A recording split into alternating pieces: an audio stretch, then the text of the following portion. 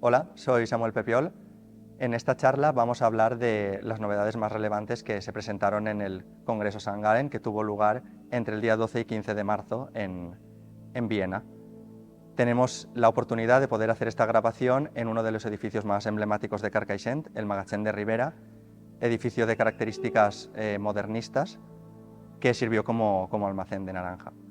La charla se va a estructurar en 5 bloques, donde vamos a hablar de biomarcadores y de subtipos moleculares.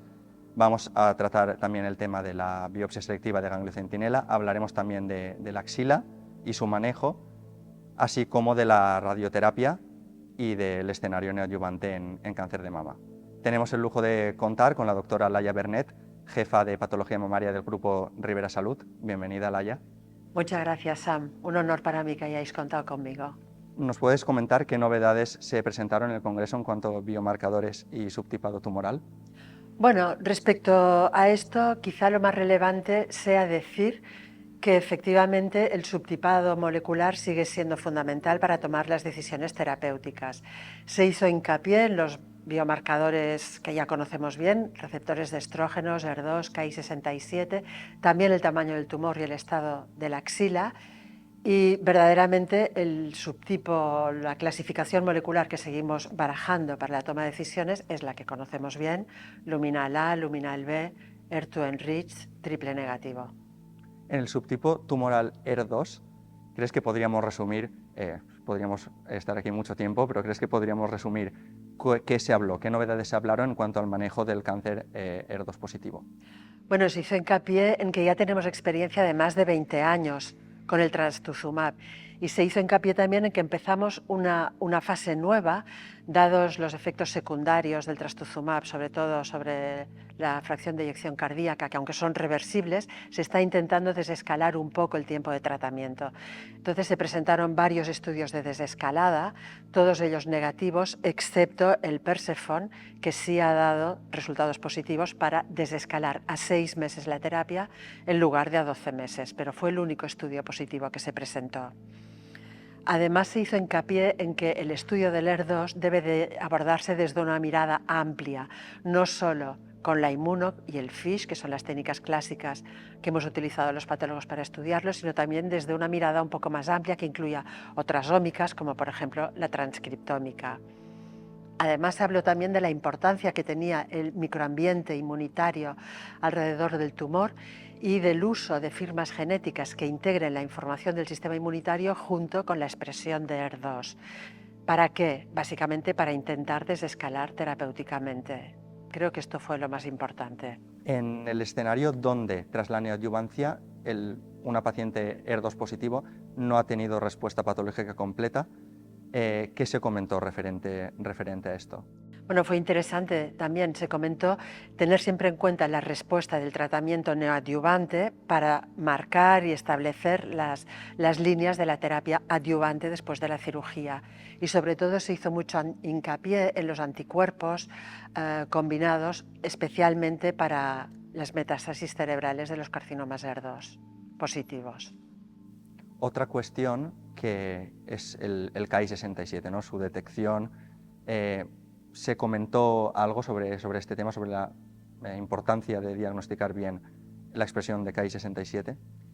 Bueno, realmente se comentó, pero quizá no mucho. Quizá lo más relevante a este respecto de lo que se comentó fuese que el Ki67 no puede tomarse como único criterio para establecer la terapia, sino que dada su variabilidad y su falta de reproducibilidad con la inmunohistoquímica, el método habitual de evaluación por el momento, deba de combinarse con otros biomarcadores para tomar decisiones. Es decir, Ki67 sí, pero con conciencia de las limitaciones que tiene. Entramos en el bloque 2, donde vamos a hablar del manejo del ganglio centinela. Actualmente se han publicado estudios donde nos plantean la posibilidad de desescalar, incluso hasta poder evitar esta técnica, que se habló de la omisión del ganglio centinela en el Congreso.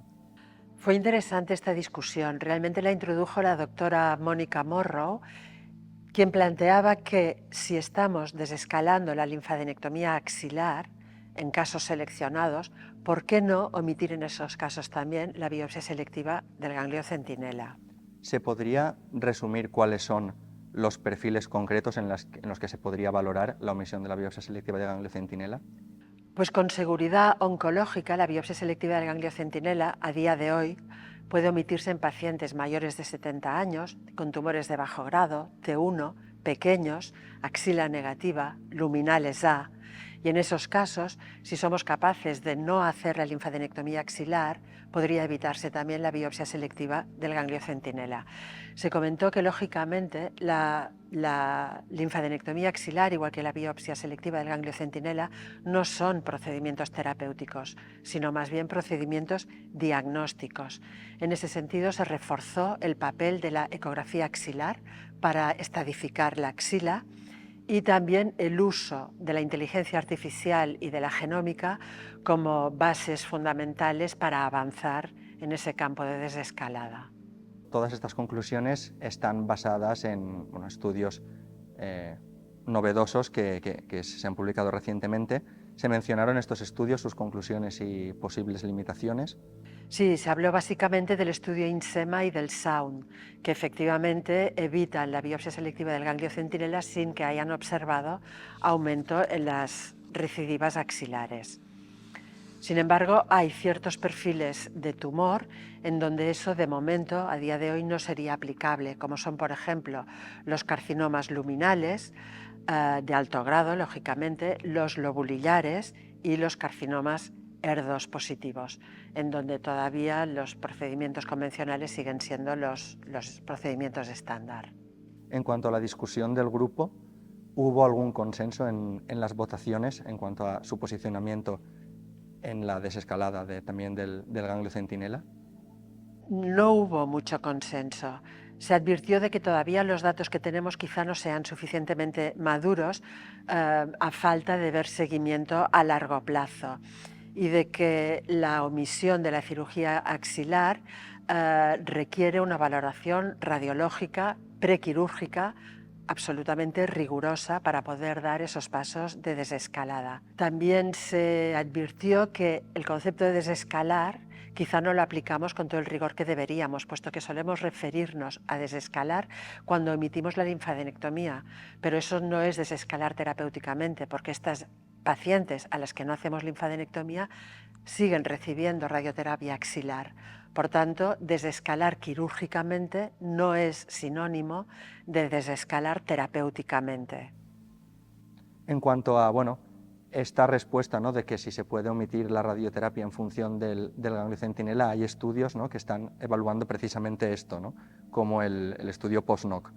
¿Qué opinas sobre esta función del ganglio centinela y su papel en la posible decisión del tratamiento radioterápico?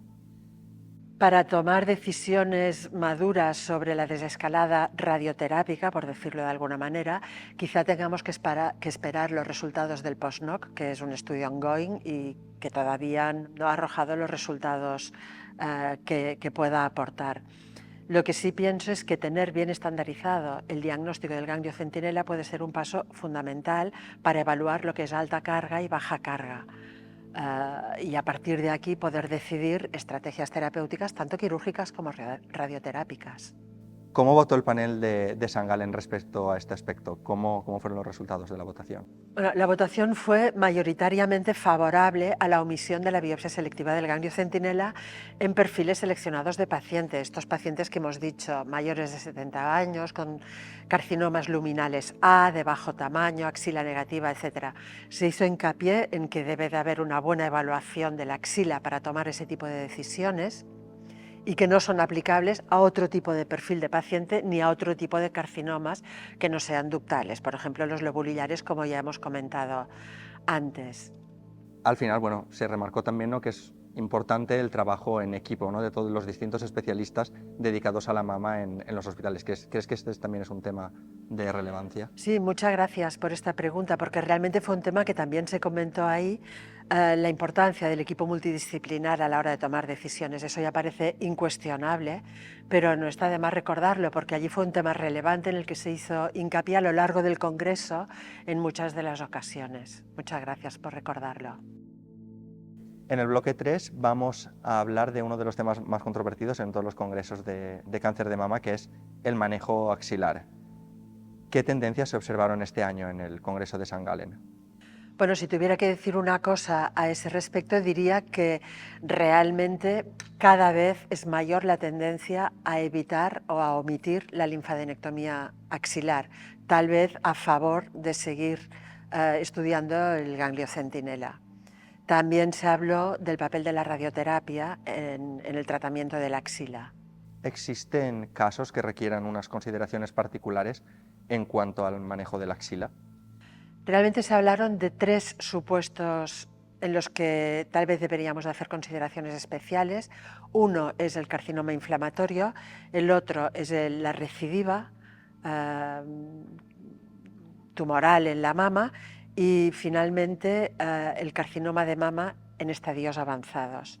Respecto al primer supuesto, al carcinoma inflamatorio, se dijo que como el drenaje de la mama evidentemente es aberrante, no hay suficiente evidencia prospectiva para evitar la linfadenectomía axilar en los casos clínicamente axila negativa, o sea CN0. Por lo tanto, la linfadenectomía axilar sigue siendo el estándar para ese tipo de casos.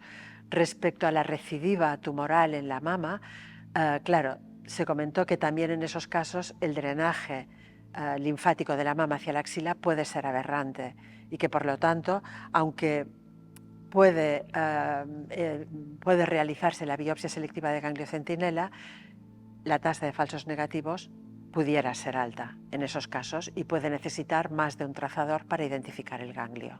Respecto al carcinoma en estadios avanzados, estadio 4, se discutió el posible beneficio que podía aportar la linfadenectomía axilar a las pacientes. La opinión general era que no aportaba un gran beneficio, aunque en casos oligometastásicos podían aplicarse los mismos criterios que para un early breast cancer, o sea, para un cáncer de mama en estadios iniciales. Aplicarían los mismos criterios si el volumen de metástasis era pequeño. ¿Se habló del manejo de la axila en el escenario neoadyuvante? Se habló bastante del manejo de la axila en el contexto post-neoadyuvante. Realmente se hizo hincapié en la necesidad de por lo menos estudiar 3 ganglios linfáticos y marcarlos con más de un trazador para evitar los falsos negativos. Si la enfermedad residual es pequeña, realmente pequeño volumen, estamos hablando de células aisladas, podría contemplarse omitir la linfadenectomía axilar de la misma manera que la podemos omitir si hay conversión a axila clínicamente negativa. O sea, posneoadyuvancia permanece como estándar de tratamiento la linfadenectomía siempre que haya un volumen tumoral residual mayor a ITCs o no conversión a axila negativa clínicamente. ¿Se habló de la importancia o del papel del marcaje del ganglio sospechoso antes de la terapia neoadyuvante y su papel también en la decisión o en la toma de decisiones para la realización de linfadenectomía axilar? Se habló bastante y se consensuó que lo óptimo era hacer un marcaje preneoadyuvancia de los ganglios sospechosos axilares. No se discutió si había que marcar un ganglio o más de un ganglio, pero sí hubo consenso en que había que marcar. También se dijo que la extirpación de esos ganglios marcados junto con el ganglio centinela, sabiendo que pueden coincidir en algunos casos o no, era lo óptimo, de tal manera que el mayor valor predictivo positivo se alcanzaba con la disección axilar dirigida más ganglio centinela en los casos en que lógicamente no coincidieran ambos. En cuanto al papel de la radioterapia en el tratamiento, se comentó este aspecto. Al final, ¿se puede tomar alguna decisión en cuanto al tratamiento radioterápico si no hay información del ganglio centinela? Bueno, del valor de la radioterapia, claro, se está barajando como una alternativa terapéutica a la linfadenectomía quirúrgica. Realmente lo que quedó claro es que si no tenemos la información del ganglio centinela, tendremos que ir sí o sí a la irradiación total de la mama. En cuanto al valor concreto de la radioterapia, se dijo que cuando hay alta carga tumoral, incluso posneoadyuvancia, hay que irradiar la axila. Se habló también del valor de la radioterapia como alternativa a la linfadenectomía quirúrgica en pacientes de edad avanzada o pacientes que cumplieran ciertos criterios. Se habló mucho de adaptar el esquema de radioterapia a las características individuales de cada paciente, es decir, se está hablando un poco de radioterapia a la carta, por decirlo de alguna manera. De todas maneras, tendremos que esperar los resultados de los ensayos ongoing, como son el TAXI, el ADARNAT y el Alliance, para tener criterios claros y definitivos a este respecto. Entramos en el bloque 4, la neoadjuvancia, que ha ido ganando protagonismo en los últimos años. ¿Cuál fue el enfoque que se le dio en el Congreso St. Gallen? Se le dio mucha importancia, como no puede ser de otra manera, y se comentó que la terapia neoadyuvante podía facilitarnos no solo cirugías más conservadoras, evitar mastectomías y hacer cirugías más limitadas al reducir el tamaño tumoral, sino también monitorizar la respuesta al tratamiento en función de la evolución durante el tratamiento antes de la cirugía. Y esto es relevante porque ya hemos comentado en algún otro momento que la decisión de la terapia post-neoadyuvante puede depender en gran medida de la respuesta que se haya observado antes de la cirugía. ¿Sigue siendo la respuesta patológica completa un objetivo clave en el tratamiento de estas pacientes? Sigue siendo un objetivo decisorio y decisivo. No es lo mismo un tumor ER2 o triple negativo para el cual esperamos altas tasas de respuesta patológica completa que un tumor luminal para el cual esperamos tasas mucho más bajas de respuesta. Sin embargo, es interesante comentar que cada vez se da más espacio a la terapia neoadyuvante también para los tumores luminales. Antes parecían excluidos de esa estrategia terapéutica, pero especialmente en los tumores luminales B de alto grado con axila positiva, el hecho de introducir la terapia neoadyuvante podría permitir reducir carga tumoral axilar y reducir el tamaño del tumor, facilitando así cirugías más conservadoras. Por lo tanto, esto es un poquito un cambio de paradigma respecto a lo que estábamos haciendo en los últimos años, que me parece muy relevante comentar. También será relevante, ¿no?, la implicación que tiene la neoadyuvancia en cuanto al manejo axilar, ¿no? Se comentó un poco sobre este tema. Realmente lo que se comentó respecto a la neoadyuvancia es que es necesario conseguir al menos 3 ganglios linfáticos para el estudio de la axila, que puede necesitarse más de un método de marcaje para conseguir estos 3 ganglios y que haber marcado previamente al tratamiento los ganglios sospechosos en la axila mejora mucho el valor predictivo de la biopsia selectiva del ganglio centinela. La evaluación de la respuesta a la terapia neoadyuvante, sabemos también que es un tema clave. ¿Hubo consenso en la necesidad de evaluar esta respuesta radiológica antes de operar? Este fue un tema que se comentó también allí en St. Gallen y fue interesante observar la importancia que dan a la correlación radiopatológica. Realmente es importante tener un buen estudio axilar prequirúrgico y que eso correlacione con el informe del patólogo. Discordancias radiopatológicas, lógicamente, pueden inducir a errores en la decisión de la estrategia terapéutica después de la cirugía en el escenario posneoadyuvante. En este contexto de desescalada, se habló de la posibilidad incluso de replantearse la cirugía tras tratamiento neoadyuvante. Sí, se habló de esto y se habló no como una posibilidad remota, sino ya como una realidad en ciertos sitios y bajo condiciones controladas, ¿no? Cuando hay respuesta patológica completa, con toda probabilidad dejará de hacerse cirugía siempre y cuando se haga un estudio suficiente del lecho tumoral en donde se pueda asegurar que no queda tumor residual. La neoadyuvancia al final podría resumirse como una herramienta para personalizar aún más el tratamiento.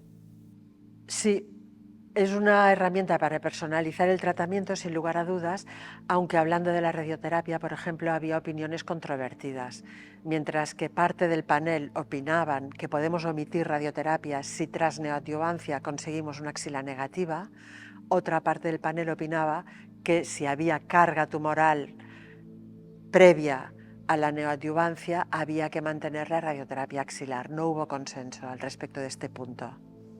En cuanto a los pacientes con enfermedad residual tras el tratamiento neoadyuvante, ¿se comentó algo sobre este aspecto? Sí, se comentó, claro, añadir capecitabina a los pacientes triple negativos con enfermedad residual o TDM1 a los pacientes con enfermedad ER2 positiva y enfermedad residual. Además de la correlación radiopatológica para evaluar la respuesta a la neoadyuvancia, ¿existen otras técnicas que permitan estudiar si efectivamente queda enfermedad residual en estas pacientes? Se comentó brevemente aplicar la biopsia líquida, el ctDNA, pero como las técnicas usadas hasta ahora no tienen la especificidad deseada y pueden incurrir en falsos positivos, su uso todavía se limita a casos muy concretos y se está trabajando para mejorar la sensibilidad de las técnicas a aplicar. Empezamos ahora el bloque 5, que está dedicado a la radioterapia. Ya lo hemos mencionado en muchos contextos a lo largo de esta charla, pero creemos que vale la pena detenerse y hablar un poco más específicamente de este tratamiento. ¿Cuál fue el foco principal en St. Gallen respecto a la radioterapia? Pues quizá lo más importante fuese, o sea, decir que se habló mucho de la radioterapia a la carta, es decir, ajustando el tratamiento radioterápico a las condiciones de cada paciente según riesgo, edad, respuesta a la neoadyuvancia, etc. Es decir, se está huyendo un poco de la radioterapia estándar para todos lo mismo y tratando de avanzar en la individualización terapéutica también de la radioterapia. Has mencionado la radioterapia a la carta. ¿Podrías darnos algún ejemplo concreto? Sí, hablábamos antes de pacientes de bajo riesgo, es decir, pacientes con tumores luminales, pequeños, axila negativa, mayores de 70 años, grado 1. Para ese tipo de pacientes se está permitiendo omitir la radioterapia axilar. Sin embargo, para pacientes jóvenes con carcinomas luminal B, por ejemplo, de alto grado, con axila positiva, son ejemplo de que hay que seguir ofreciendo radioterapia sobre la axila. ¿En qué casos concretos se propuso la radioterapia como alternativa a la linfadenectomía axilar? Se comentó que en casos de baja carga axilar, como pueden ser 1 o 2 ganglios positivos o menos de 15.000 copias de citoqueratina 19, para el estudio molecular, son casos candidatos a evitar la linfadenectomía y ser tratados con radioterapia. Lógicamente, se comentó también que el desarrollo de firmas genéticas sensibles y bien testadas prospectivamente para medir el efecto de la radioterapia pueden ser herramientas de ayuda para tomar decisiones en ese sentido. La radioterapia entonces sigue siendo un pilar clave en el tratamiento de las pacientes. ¿Cuál fue el enfoque o las conclusiones generales del panel de expertos? Bueno, el panel de expertos un poco concluyó que sigue siendo necesaria la información del ganglio centinela para decidir el esquema de radioterapia, que en casos de baja carga tumoral, como pueden ser los que se incluyeron en el Z0011 o los que tienen un bajo número de copias de citoqueratina 19 si el estudio es molecular, por debajo de 15.000 copias, se puede omitir la linfadenectomía axilar y tratar con radioterapia, que las firmas genéticas van a seguir desarrollándose para ayudarnos en la toma de decisiones radioterápicas y que en definitiva lo que tenemos que intentar es cada vez más hacer un esquema de radioterapia a la carta, especial para cada paciente, huyendo de los esquemas estandarizados clásicos iguales para todos los tipos de paciente. Para finalizar esta charla, ¿nos podrías hacer un highlight de cada uno de los bloques de los que hemos hablado? Bueno, pues yo resumiría tal vez diciendo o destacando la importancia de la evaluación precisa de los biomarcadores, teniendo en cuenta que hay que poner especial cautela en el KI67 por sus dificultades de reproducibilidad y estandarización. Destacaría la desescalada de la linfadenectomía axilar para pacientes seleccionados, también la desescalada de biopsia selectiva de ganglio centinela, también para pacientes seleccionados y siempre tras la discusión en el equipo multidisciplinar. Destacaría también la importancia de la respuesta patológica completa, no solo desde el punto de vista pronóstico, sino también predictivo para decidir la terapia adyuvante después de la cirugía en ese contexto.